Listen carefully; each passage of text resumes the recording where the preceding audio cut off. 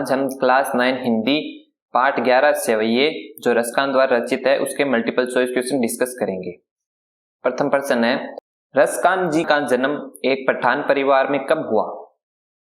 1526 में, 1962 में, 1588 में, 1548 में। रसकान जी का जन्म सन 1548 में हुआ था। बच्चों, आप प्रश्न सभी करने के बाद कमेंट में ये जरूर बताइएगा कि आपने कितने प्रश्न सही किए हैं। अगला प्रश्न, निम्नलिखित में कौन सी रचना रसकान की नहीं है? प्रेम पच्चीसी, प्रेम वाटिका, सुजान रसकान, रसकान सातक। तो इसका आंसर होगा ए प्रेम पच्चीसी। यह रचना रसकान की नहीं है। अगला प्रश्न, रसकान जी की कविता का मूल भाव क्या है?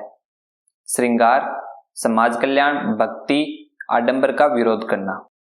तो इसका आंसर होगा स भक्ति। रसकान की कविता का मूल भाव है भक्ति। अगला प्रश्न, रसकान जी ब्रज में ही क्यों बसना चाहते हैं? उन्हें ब्रज की सुंदरता लुभाती है, ब्रज उनकी पैतृक भूमि है, ब्रज कृष्ण लीला की भूमि है, ब्रज महत्वपूर्ण जगह है। तो इसका आंसर होगा स ब्रज है वो कृष्ण लीला की भूमि है, इसलिए रसकान जी ब्रज में ही बसना चाहते हैं। अगला प्रश्न, लकुटी और कामरिया पर क्या न्यौछावर किया जा सकता है? लकुटी तो है श्री कृष्ण की जो लकड़ी और कामरिया उनकी जो कंबल, उन पर क्या न्यौछावर किया जा सकता है? अपना तन मन, अपनी संपूर्ण पूंजी, अपना गांव, तीनों लोगों का राज्य। इसका आंसर होगा तीनों लोगों का राज्य। लकुटी और कामरिया पर तीनों लोगों का राज्य न्यौछावर किया जा सकता है। अगला प्रश्न, रसकान जी अपनी आंखों से क्या देखना चाहते हैं? अपनी प्रियतमा को, ब्रज के वन बाग व तड़ागों को, अपने घर को, प्राकृतिक सौंदर्य को। तो इसका आंसर होगा ब्रज के वन बाग व तड़ागों को रसकान जी अपनी आंखों से देखना चाहते हैं। अगला प्रश्न, सखी के कहने पर गोपी क्या क्या स्वांग भरती है? वह कृष्ण जैसे कपड़े पहनती है, वह सिर पर मोर का पंख लगाती है, गले में पुंज की माला पहनती है, उपयुक्त सभी। तो इसका आंसर होगा डी उपयुक्त सभी। उपयुक्त सभी कथन सत्य है। अगला प्रश्न, गोपी कृष्ण की मुरली को अपने अधरों से क्यों नहीं लगाना चाहती? मुरली गंदी है या मुरली बजने लायक नहीं है? यह मुरली को अपनी सोच समझती है या उसे मुरली बजाना ही नहीं आता। तो इसका आंसर होगा स, यह मुरली को अपनी सोच है वो समझती है। अगला प्रश्न, गोपियों से क्या नहीं संभाली जाती? कृष्ण के मुख की मधुर मुस्कान, धन व संपत्ति, किनारीदार साड़ी या इनमें से कुछ नहीं?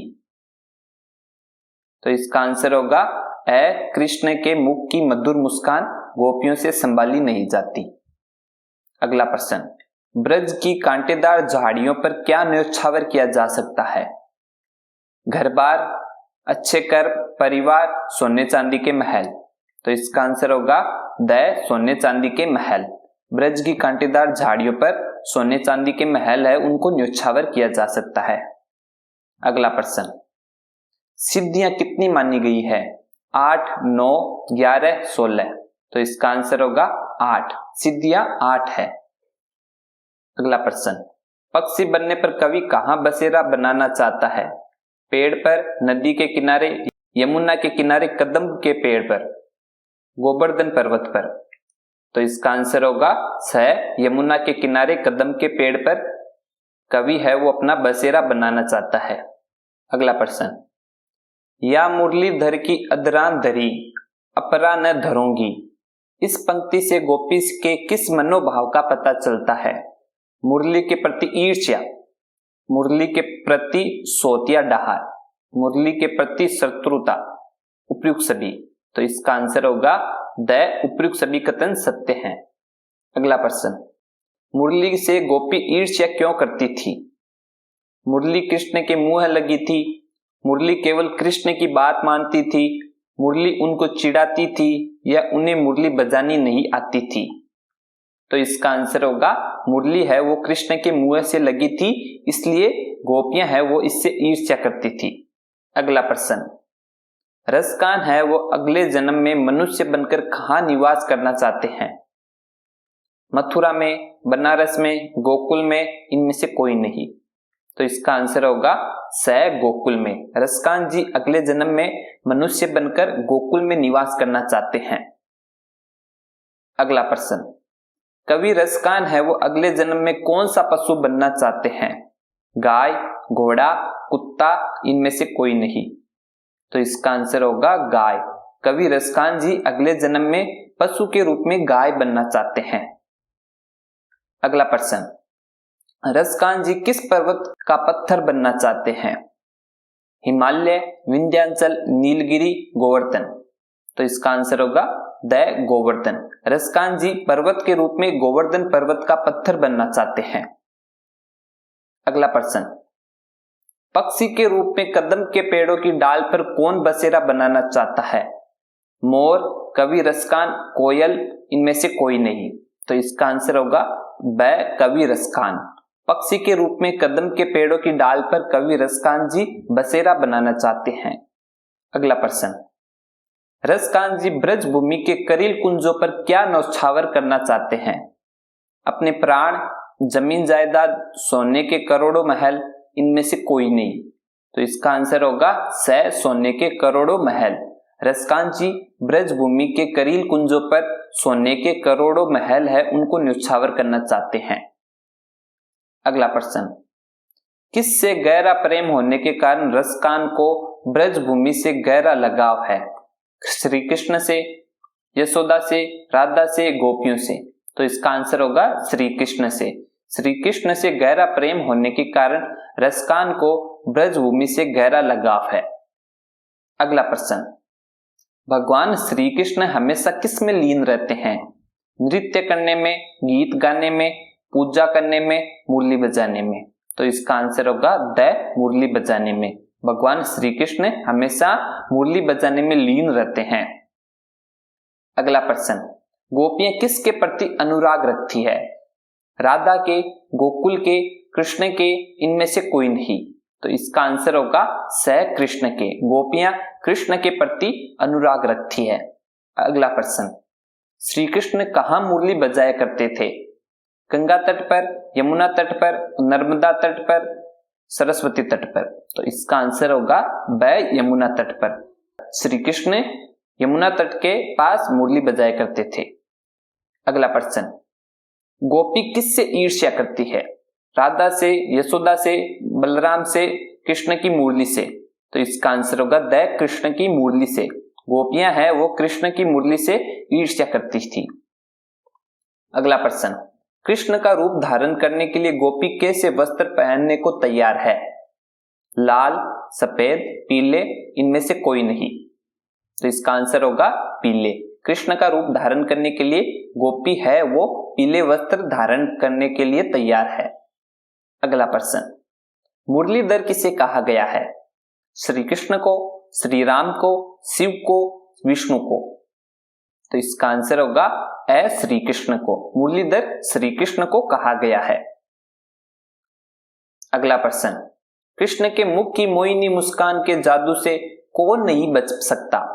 तो इसका श्री कृष्ण, राधा, भक्त, गोपी। इसका आंसर होगा द गोपी। कृष्ण के मुख की मोहिनी मुस्कान के जादू से गोपियां हैं वो अपने को बचा नहीं पाती है। अगला प्रश्न, गोपी कृष्ण से दूर होने का कारण किसे मानती है? राधा को, सखी को, मुरली को, इनमें से कोई नहीं। तो इसका आंसर होगा स मुरली को। गोपियां हैं वो कृष्ण से दूर होने का कारण मुरली को मानती है। अगला प्रश्न, गोपी अपना व्यक्तित्व खोकर किस में लीन होना चाहती है? नृत्य में, कृष्ण में, शिव में, इनमें से कोई नहीं। तो इसका आंसर होगा ब कृष्ण में। गोपियां है वो अपना व्यक्तित्व खोकर श्री कृष्ण की भक्ति में लीन होना चाहती है।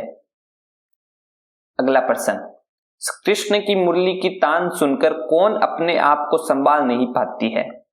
गोपी, मीरा, राधा, इनमें से कोई नहीं। तो इसका आंसर होगा ए गोपी। गोपी है वो कृष्ण की मुरली की तान सुनकर अपने आप को संभाल नहीं पाती।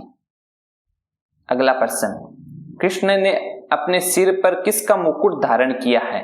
सोने का, चांदी का, मोर पंखों का, हीरों का। तो इसका आंसर होगा स मोर पंखों का। कृष्ण ने अपने सिर पर मोर पंखों का मुकुट धारण किया है। अगला प्रश्न, किसके मुख की मोहिनी मुस्कान के जादू से गोपी है वो नहीं बच सकती? प्रेमी के, श्री कृष्ण के, राधा के, इनमें से कोई नहीं।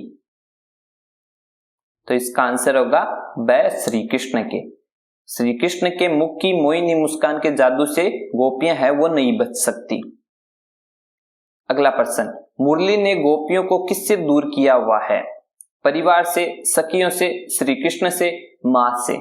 तो इसका आंसर होगा स श्री कृष्ण से। अगला प्रश्न, कृष्ण की मोहक मुस्कान किससे सम्मोहित किए हुए हैं? राधा को, मीरा को, गोपियों को, यशोदा को। तो इसका आंसर होगा स गोपियों को। अगला प्रश्न, काल ही कोहु कितनो समुझे हैं पंक्ति में निहित अलंकार है? यमक, अनुप्रास, रूपक, श्लेष। तो इसमें कौन सा अलंकार है? अनुप्रास अलंकार। अगला प्रश्न, रसकान है वो कहां के रहने वाले थे? दिल्ली के आसपास, बनारस के आसपास, आगरा के आसपास, वृंदावन के आसपास। तो इसका आंसर होगा ए दिल्ली के आसपास। रसकान जी दिल्ली के आसपास के रहने वाले थे। अगला प्रश्न, मुरलीधर में कौन सा समास है? तत्पुरुष समास, अव्ययी भाव समास, बहुब्रीहि समास, द्वंद्व समास। तो इसका आंसर होगा स बहुब्रीहि समास, क्योंकि मुरलीधर है वो श्री कृष्ण को कहते हैं, तो यहाँ अलग अर्थ निकल रहा है, तो इसमें कौन सा समास होगा? बहुब्रीहि समास। अगला प्रश्न, रसकान की रचनाओं में किस भाषा की प्रधानता है? मैथिली, अवधी, ब्रज, मगही। तो इसका आंसर क्या होगा? ब्रज भाषा। रसकान की रचनाओं में ब्रज भाषा की प्रधानता है। अगला प्रश्न, कालिंदी किसका नाम है? राधा का, यमुना नदी का, यशोदा का, देवकी का। तो इसका आंसर क्या होगा? यमुना नदी का। कालिंदी हम यमुना को कहते हैं, यह एक यमुना का पर्यायवाची भी है। अगला प्रश्न, रसकान का मूल नाम क्या है? सैयद अहमद रजा, सैयद इब्राहिम सिद्दकी, सैयद इब्राहिम, सैयद इब्राहिम लोदी। तो इसका आंसर क्या होगा? सैयद इब्राहिम। यह रसकान जी का मूल नाम था। अगला प्रश्न, पुरंदर कौन था? कुबेर, यमराज, इंद्र, वायु। तो इसका आंसर क्या होगा? स इंद्र। पुरंदर हम इंद्र को कहते हैं। अगला प्रश्न, कवि ने कंबल के लिए कौन सा शब्द प्रयोग किया है? कमर, कामरिया, कंबलिया, कामरी।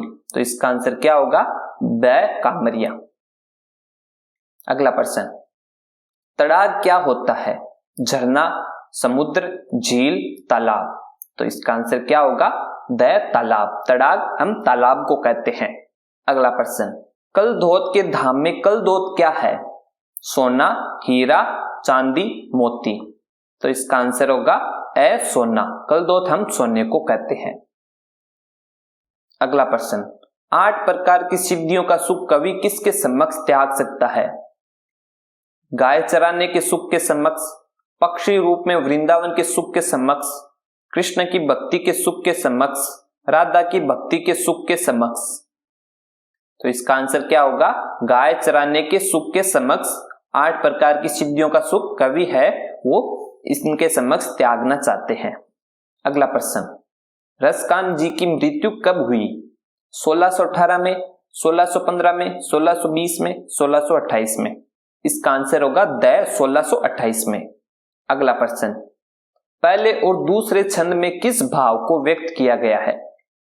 कृष्ण और कृष्ण भूमि के प्रति कवि का अनन्य समर्पण भाव, कृष्ण के रूप सौंदर्य के प्रति गोपियों की मुग्धता का भाव, कृष्ण की मुरली की धुन और उनकी मुस्कान के अचूक प्रभाव तथा गोपियों की विवस्था का भाव, या उपरोक्त में से कोई नहीं।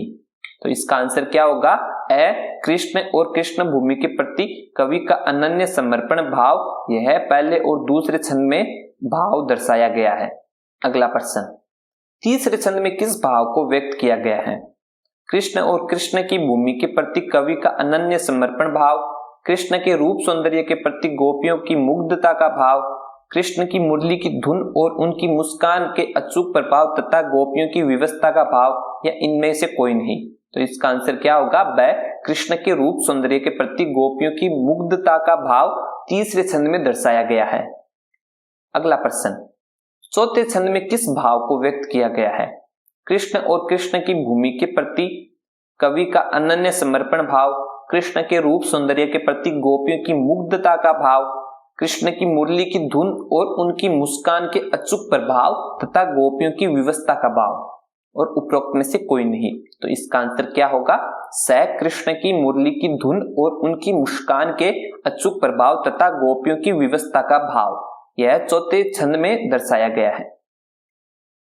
अगला प्रश्न, समहारी से क्या तात्पर्य है? समझाना, संभालना, कंबल या पहाड़? तो इसका आंसर क्या होगा?